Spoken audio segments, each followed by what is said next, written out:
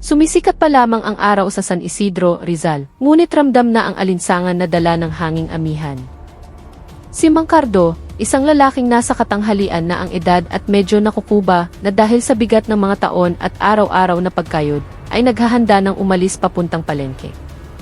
Siya talaga ang laging namamalengke para sa kanilang pamilya, mas gusto niyang personal na suriin ang mga gulay at prutas bago ito bilhin.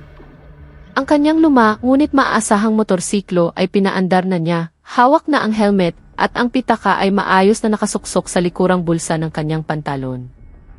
Pagkatapos magpaalam sa kanyang asawa, mabilis siyang tumahak sa mga kalsada ng kanilang maliit na bayan na karaniwang tahimik at payapa. Ngunit sa araw na iyon, may kakaibang pakiramdam sa hangin. Sa isang kanto malapit sa munisipyo, bigla na lamang siyang napatigil. Mayroong checkpoint. At hindi ito ordinaryong checkpoint. Isang grupo ng mga lalaking nakauniporme ng pulis ang nakatayo roon, ngunit tila kulang sa mga karaniwang kagamitan. Walang malinaw na tolda, walang opisyal na karatula na nagsasabing TS checkpoint. Tanging ilang kalalakihan na may suot na safety vest at mga mukhang seryoso at walang emosyon. Itinigil ni Mang Cardo ang kanyang motor, mapagpasensyang naghihintay sa kanyang pagkakataon tulad ng iba pang mga motorista. Kampante siya dahil lahat ng kanyang mahahalagang dokumento, lisensya, at rehistro ng motor ay palagi niyang dala.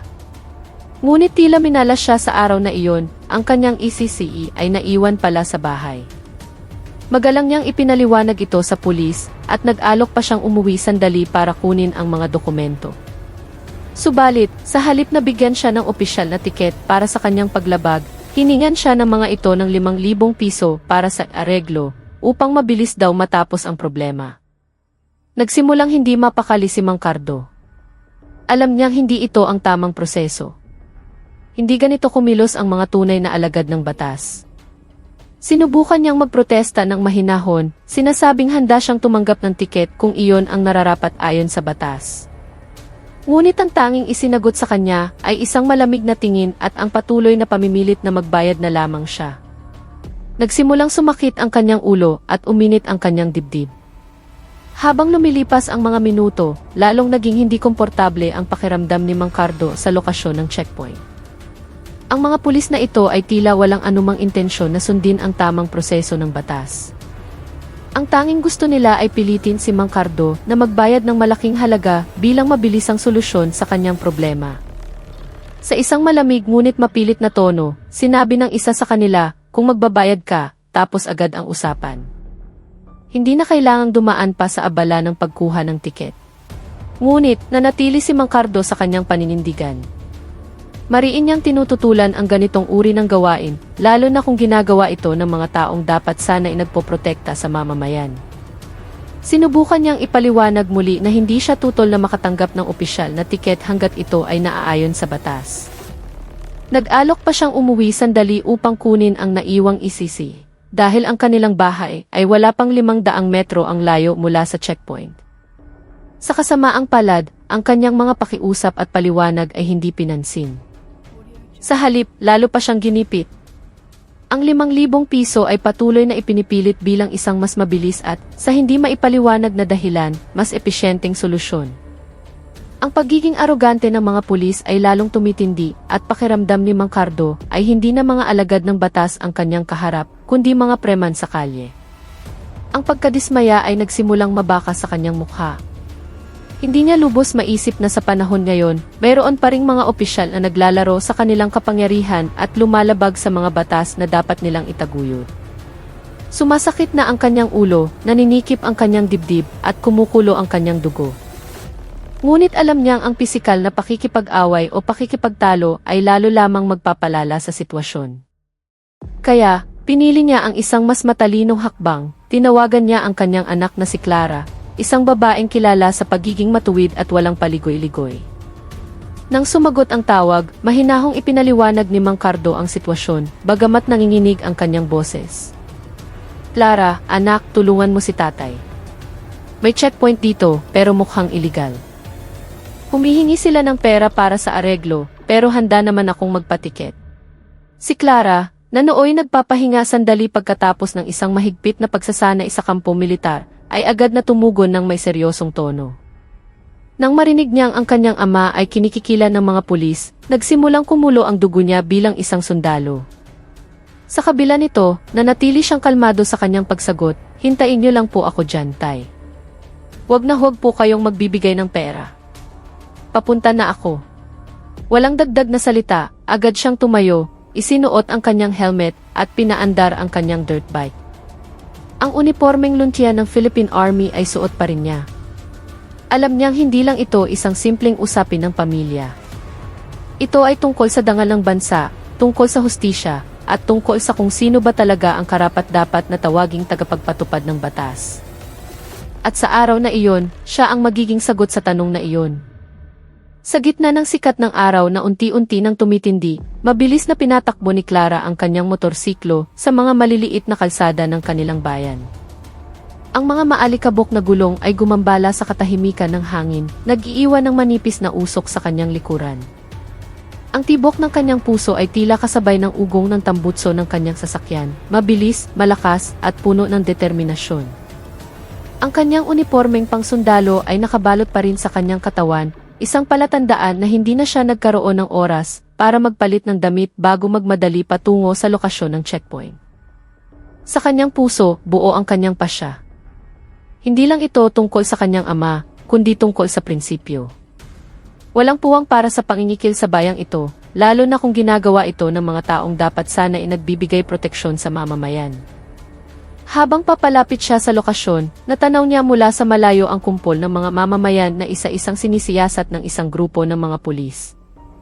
Ang kanilang mga kilos ay tila nagmamadali at hindi sumusunod sa karaniwang proseso ng isang opisyal na checkpoint. Sa halip, ang eksena ay mas mukhang isang iligal na transaksyon. Ang mga motorista ay pinipilit na magbayad ng pera nang walang malinaw na katibayan ng kanilang paglabag. Agad na hinanap ng kanyang mga mata ang figura ni Mang Cardo sa gitna ng mga tao. Nang matagpuan niya ito, mabilis niyang ipinarada ang kanyang motor at lumapit. "Tay, ayos lang po kayo?" Maikli ngunit mariin niyang tanong, habang tinititigan ang kanyang ama na maihalong pag-aalala, ngunit kontrolado pa rin ang emosyon. Dahan-dahang tumango si Mang Cardo. Ang kanyang mukha ay pagod at puno ng inis. "Sinabi ko nang magpapatikit na lang ako, pero pera pa rin ang hinihingi nila," pabulong niyang sabi. Tinapik ni Clara ang balikat ng kanyang ama bilang suporta, saka tumayo ng tuwid, handang harapin ang mga aroganteng pulis. Sa mga hakbang na puno ng kumpiyansa, nilapitan ni Clara ang isa sa mga pulis na tila siyang leader ng grupo, isang matangkad at malaking lalaki na nagngangalang Berto. Walang paligoy-ligoy, agad siyang nagsalita. "Bakit po ninyo hinihinga ng 5,000 piso ang tatay ko? Hindi ba't sapat na ang isang opisyal na tiket?" Ang kanyang boses ay kalmado, ngunit mababakas ang bigat ng pinipigilang galit. Tinitigan siya ni Berto ng malamig at sumagot ng may pang-inis, "Trabaho namin to, wala kang pakialam." Nang marinig ang sagot na iyon, hindi nagpakita ng emosyon si Clara, ngunit lalong tumalim ang kanyang mga mata. Alam niyang dito magsisimula ang tunay na laban, hindi lang pisikal, kundi laban ng moralidad at batas. Hindi umatras si Clara sa matalim na tingin ni Berto. Nanatili siyang nakatayo ng tuwid, ang kanyang postura ay nagpapakita ng mga taon ng karanasan sa mundo ng militar. Malinaw ang kanyang mga mata, walang puwang para sa anumang kompromiso. Ngunit, tila sinasadya ni Berto na galitin si Clara sa pamamagitan ng kanyang malamig na kilos at mapanuyang sagot. "Sabi ko na, trabaho namin to. Huwag kang makialam," sabi niya, na sinamahan ng isang maliit na ngiti na puno ng kayabangan, na para bang minamaliit ang presensya ni Clara bilang isang sundalo. Ngunit habang sinusubukan ni Berto na idiin siya sa pamamagitan ng bastos na tono, lalo namang tumitindi ang galit na pinipigilan ni Clara sa kanyang dibdib. Hindi siya isang taong madaling magpadala sa galit, ngunit hindi rin siya mananahimik habang nakikita ang pag-abuso sa kapangyarihan na ginagawa ng mga tulad ni Berto. Sa isang mababang boses ngunit puno ng diin, sinabi ni Clara, "Nagkakamali ka kung inaakala mong mananahimik lang ako habang nakikitang kinikikilan ang tatay ko.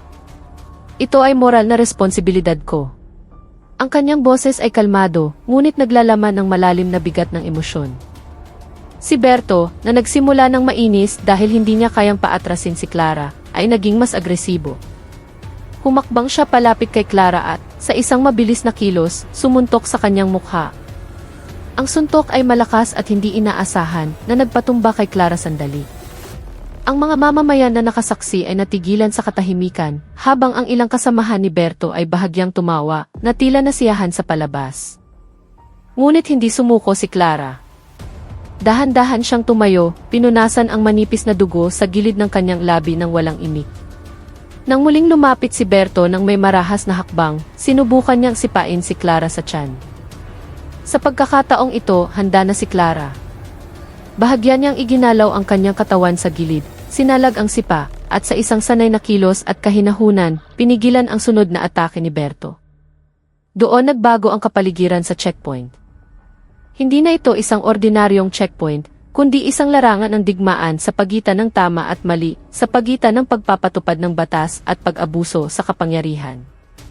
Hindi pa gumaganti si Clara ng pisikal, ngunit ang kanyang mga mata ay sapat na para magpahiwatig, simula pa lang ito. Pinigilan ni Clara ang kanyang sarili sandali, pinakalma ang kanyang paghinga na nagsisimula ng bumilis. Ang kanyang katawan ay nanatiling nasa alertong posisyon, ang kanyang mga kalamnan ay tensyonado, handang tumugon sa bawat galaw ni Berto. Ang kanyang mukha ay nanatiling walang ekspresyon, bagamat ang kanyang mga mata ngayon ay puno ng pinipigilang galit. Hindi niya gustong magsimula ng away, ngunit hindi rin niya hahayaang patuloy siyang tratuhin ng bastos. Matapos punasan ang dugo sa gilid ng kanyang labi gamit ang likod ng kanyang kamay, tumayo si Clara ng tuwid. Ang kanyang tingin ay hindi nawala kay Berto. Alam niyang pinapanood siya ng lahat ng mamamayan at ng mga kasamahan ng pulis. Ngunit ito mismo ang nagbigay sa kanya ng mas matinding determinasyon na ilantad ang kasinungalingan sa likod ng iligal na checkpoint na ito. Tila lalong nainis si Berto nang makita ang kahinahunan ni Clara na hindi madaling matinag. Sa isang marahas na hakbang, muli siyang lumapit at sinubukang sipain si Clara mula sa gilid. Ngunit, ang liksi ng isang sundalo ay masyadong matalas para maging pabaya. Sinalag ni Clara ang sipa gamit ang kanyang kaliwang braso at umatras ng isang hakbang upang mapanatili ang balanse. "Akala mo ba takot ako sa'yo?" Sigaw ni Berto, ang kanyang mukha ay namumula na sa galit. Ngunit hindi sumagot si Clara. Patuloy lamang siyang nakatitig kay Berto, na para bang binibigyan niya ito ng oras na mapagtanto ang kanyang pagkakamali bago pa lumala ang lahat. Ngunit hindi natuto si Berto. Sa pagkakataong ito, iwinasiwas niya ang kanyang kamao, patungo sa dibdib ni Clara ng may mas matinding lakas. Ang kilos ay sapat na mabilis para mapatumba ang isang ordinaryong tao. Ngunit para kay Clara, ito ay isang ataking madaling basahin. Sinalag niya ito ng malakas at gumanti sa pamamagitan ng isang malakas na tulak ng kanyang kanang kamay na nagpatalsik kay Berto paatras. Sa unang pagkakataon, ang ekspresyon ni Berto ay nagbago mula sa pagiging mayabang tungo sa pagkagulat. Sa paligid niya, nagsimulang tumindi ang tensyon. Ilang mamamayan ang nagsimulang umatras, habang ang ibang mga pulis ay nagsimula ng hindi mapakali. "Nagpasensya na ako," sa wakas ay nagsalita si Clara. Ang kanyang boses ay mababa ngunit mariin. "Pero kung patuloy kang mambubuyo, tatapusin ko ito ngayon din." Ang kanyang mga mata ay nagnininga sa determinasyon. Ang kanyang katawan ay handang kumilos. Hindi siya naghahanap ng gulo, ngunit hindi niya hahayaang ang mga abusadong tulad ni Berto ay patuloy na manamantala sa mga ordinaryong mamamayan. Hakbang-hakbang, sinimula ni Clara na kontrolin ang sitwasyon, hindi lang sa pisikal, kundi pati na rin sa moral. At si Berto, sa kanyang nag-uumapaw na ego, ay tila napagtanto na sa araw na iyon, maaaring mali ang kanyang piniling kalaban. Matapos igiit ni Clara na hindi siya mananahimik, lalo pang nag-init ang ulo ni Berto. Ang kanyang mukha na dating puno ng kayabangan ay naging nag-aalab na galit. Itinuring niyang isang insulto ang hamon ni Clara sa harap ng kanyang mga kasamahan at ng mga mamamayang nakatingin. Sa marahas na hakbang at humihingal na paghinga, muli siyang lumapit, handang magpakawala ng isa pang atake. Sa pagkakataong ito, hindi na siya nag-atubili. Sa isang mabilis at buong lakas na kilos, sinipa ni Berto ang tiyan ni Clara, na para bang gusto niyang patunayan kung sino ang mas malakas. Ngunit si Clara, na may liksi na hinasa ng maraming taon sa Philippine Army, ay nagawang asahan ang atake. Bahagya siyang yumuko habang iniikot ang kanyang katawan sa gilid, kaya't sumablay ang sipa ni Berto at nawalan ito ng balanse. Sa isang iglap, sinamantala ni Clara ang pagkakataon upang gumanti ng isang malakas na sipa mula sa kanyang kanang paa na tumama mismo sa panga ni Berto.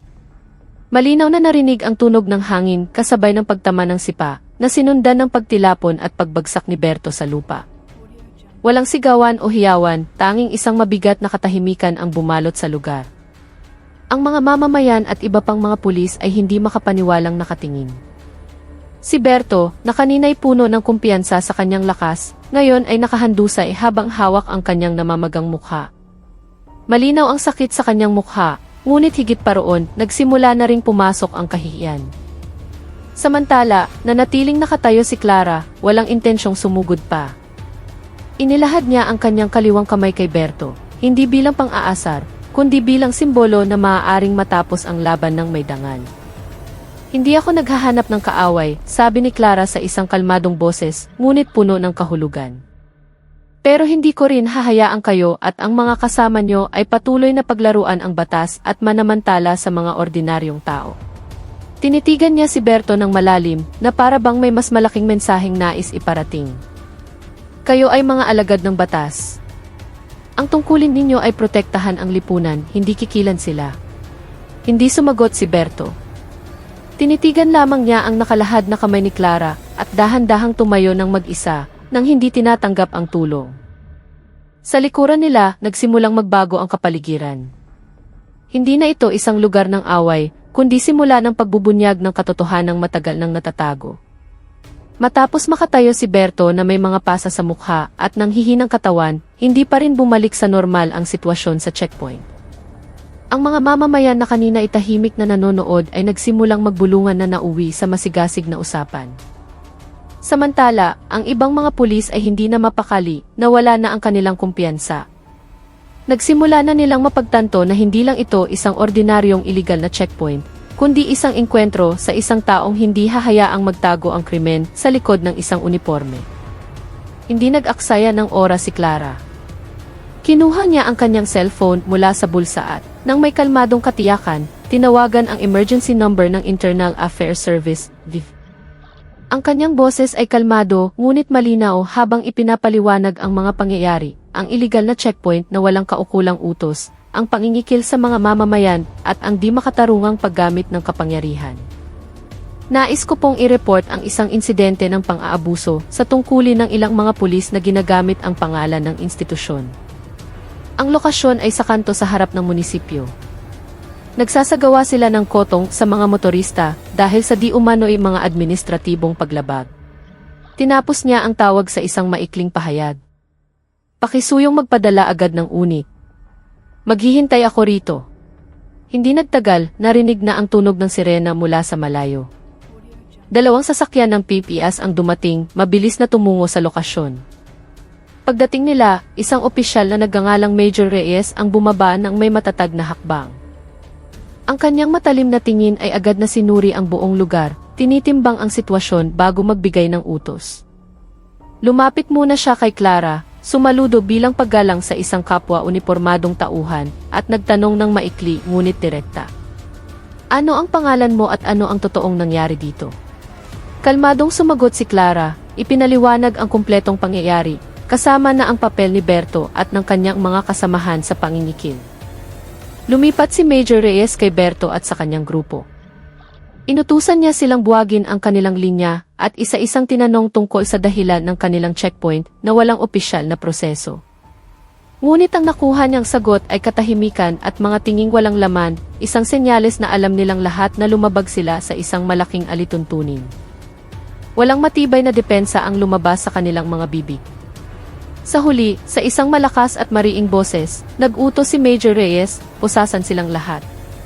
Ito ay isang mabigat na paglabag sa Code of Ethics ng IF. Isa-isang dinala ang mga pulis palabas ng lokasyon, nakayuko ang kanilang mga ulo at may mga mukhang puno ng pagsisisi. Ang dating ordinaryong araw ay naging huling yugto ng kanilang kayabangan at pag-abuso sa kapangyarihan. Ang interogasyon kina Berto at sa iba pang mga pulis ay isinagawa ng masinsinan sa himpilan ng V.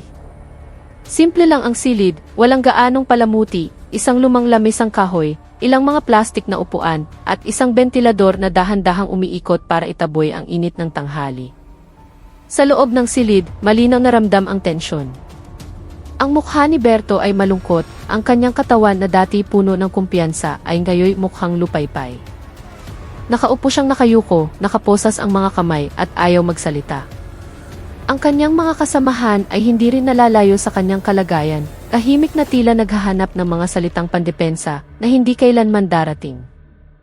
Si Major Reyes, ang opisyal na namuno sa operasyon sa checkpoint, ang naging isa sa mga pangunahing investigador sa kaso.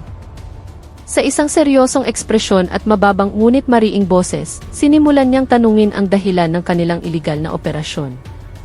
Sino ang nagbigay ng permiso para magsagawa ng ganitong operasyon? Tanong niya kay Berto. Ngunit ang nakuha niyang sagot ay isang hindi malinaw na ungol at isang tinging walang laman. Hindi sumuko si Major Reyes. Nagpatuloy siya sa mas tiyak na mga tanong.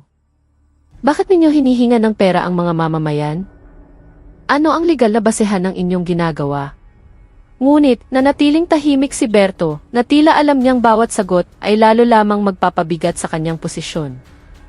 Samantala, ang mga mamamayan na isinama bilang mga saksi ay nagbigay ng matitibay na testimonya na nagpatibay sa ulat ni Clara. Ikinuwento nila kung paano sila tinrato ng may kayabangan, pinilit na magbayad ng pera para makaiwas sa banta ng tiket. Ang ilan sa kanila ay umamin na hindi nila tiyak kung may paglabag ba talaga ang kanilang mga sasakyan. Ang alam lang nila, kung hindi sila magbabayad, mas magiging komplikado ang problema. Ang mga testimonya ay lalong nagpahirap sa sitwasyon ni Berto. Ang mga ebidensya ay kumpleto na, hindi lang salita, kundi ang takot at pinsalang idinulot nila sa lipunan. Sa sumunod na proseso, ang mga internal na dokumento ng AC ay inilabas bilang basehan ng Code of Ethics. Ang mga patakaran tungkol sa pagbabawal ng checkpoint na walang opisyal na utos, pagbabawal sa paghingi ng anumang kapalit sa labas ng batas, at ang mga parusa para sa pag-abuso sa kapangyarihan ay binasa ng malinaw. Si Berto at ang kanyang mga kasamahan ay nakikinig lamang, walang magawa. Alam nilang sa pagkakataong ito, wala nang lugar para magtago sa likod ng kanilang ranggo o uniforme. Ito na ang pagbabago sa kanilang buhay. At sa paraan ng pagtatapos ni Major Reyes sa sesyon sa isang malamig na pangusap, itutuloy natin ito sa disciplinary hearing, alam ng lahat na tapos na ang kanilang karera. Ang pagdinig sa kaso ni Berto ay mabilis na isinagawa dahil kumpleto na ang mga ebidensya at testimonya. Ang pagdinig ay pinamunuan ng isang ethics committee mula sa GIS na may prosesong transparent at naaayon sa batas. Ang simpleng silid hukuman na puno ng formalidad ang naging lugar kung saan pagpapasyahan ang kapalaran ng mga akusado. Dumalo si Berto at ang kanyang mga kasamahan na hindi nasuot ang kanilang mga uniforme, isang simbolo na tinanggalan na sila ng kapangyarihan bilang mga alagad ng batas. Sa panahon ng paglilitis, lahat ng katotohanang nakalap sa investigasyon ay binasa ng detalyado. Ang mga testimonya ng mamamayan, ang ulat ni Major Reyes, at ang mga ebidensya tulad ng mga recording at dokumento ay naging matibay na basehan para sa desisyon. Sinubukan ni Berto na ipagtanggol ang sarili, sinasabing ang kanyang ginawa ay dahil sa inisyatibo ng mga kasamahan at pressure sa trabaho. Ngunit ang kanyang argumento ay madaling gumuho dahil wala itong legal na basehan. Walang anumang dahilan ang makakapagbigay katwiran sa pangingikil sa mamamayan, mariing sabi ng pinuno ng pagdinig bago tapusin ang usapan. Matapos ang mahabang deliberasyon, ibinaba na ang hatol. Si Berto ay napatunayang nagkasala sa paglabag sa Code of Ethics at sa krimen ng pangingikil at pag-abuso sa kapangyarihan.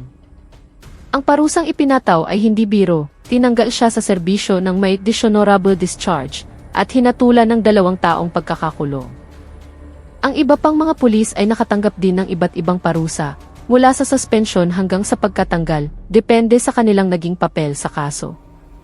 Ang desisyon ay agad na inilabas sa publiko bilang tanda ng transparency at integridad ng Ang balita tungkol sa parusa kina Berto ay mabilis na kumalat sa maliit na bayan. Ang mga mamamayan na dati nakakaramdam ng takot ay nagsimulang makahinga ng maluwag na pagtantong may pag-asa pa para sa hustisya. Samantala, ang pamunuan ng AC ay naglabas ng espesyal na utos sa lahat ng miyembro na gawing mahalagang aral ang kasong ito. Sa isang internal na pagpupulong, isang komandante ang nagbigay ng mariing mensahe, maging tagapagtanggol ng mamamayan, hindi banta. Sinumang lalabag ay aming pananagutin ng walang kinikilingan. Ito ang simula ng isang pagbabago, maliit, ngunit totoo. Matapos maibaba ang hatol at simulan ni Berto ang kanilang sentensya, nagbago ang pakiramdam sa maliit na bayan. Ang takot na dating bumabalot sa mga mamamayan ay unti-unting napalitan ng tiwala na ang mga institusyon ng batas ay maaari pa ring maging kanlungan ng hustisya. Ang balita tungkol sa mabilis na aksyon ng VP ay kumalat, hindi lang sa lokal na media, kundi pati na rin sa mga kwentuhan. Ito ang naging simula ng pagbawi ng imahe ng AE sa mata ng publiko, isang maliit ngunit makabuluhang hakbang. Bilang bahagi ng panloob na reforma, ang pamunuan ng pulisya ay naglunsad ng mga estratehikong hakbang upang magbigay ng karagdagang pagsasanay sa etika sa lahat ng miyembro. Isang malaking pagpupulong ang idinaos sa lokal na himpilan kung saan direktang tinuruan ang mga opisyal tungkol sa kahalagahan ng integridad, disiplina, at moral na responsibilidad. Sa kanyang talumpati, isang mataas na opisyal ang nagbigay ng mariing mensahe. Hindi na namin palalampasin ang anumang uri ng pang-aabuso sa kapangyarihan. Dapat tandaan ng bawat miyembro na ang unipormeng suot ninyo ay simbolo ng tiwala ng bayan. Ang kanyang boses ay umalingaw-ngaw, dala ang diwa ng pagbabagong nais nilang itanim. Ang epekto ng kasong ito ay naramdaman din sa araw-araw na operasyon. Ang mga iligal na checkpoint na dating kinatatakutan ng mga motorista ay nagsimulang mawala. Hindi na nangangamba ang mga mamamayan kapag may nakikitang operasyon sa kalsada. Dahil ang proseso ay isinasagawa na ng opisyal, may tiket at walang panggigipit. Para kay Clara, lahat ng ito ay ang katarungang kanyang ipinaglaban, hindi lang para sa kanyang ama, kundi para sa maraming taong tahimik na inaapi. Hindi siya naghahanap ng parangal o papuri, ang tanging hinangad niya mula sa simula ay ang pagtataguyod ng katotohanan. Pag-uwi niya sa bahay, sinalubong siya ni Mang Cardo ng isang ngiti na puno ng pagmamalaki at pasasalamat. Salamat, anak. Ngayong araw, naramdaman kong tunay na atin ang bansang ito.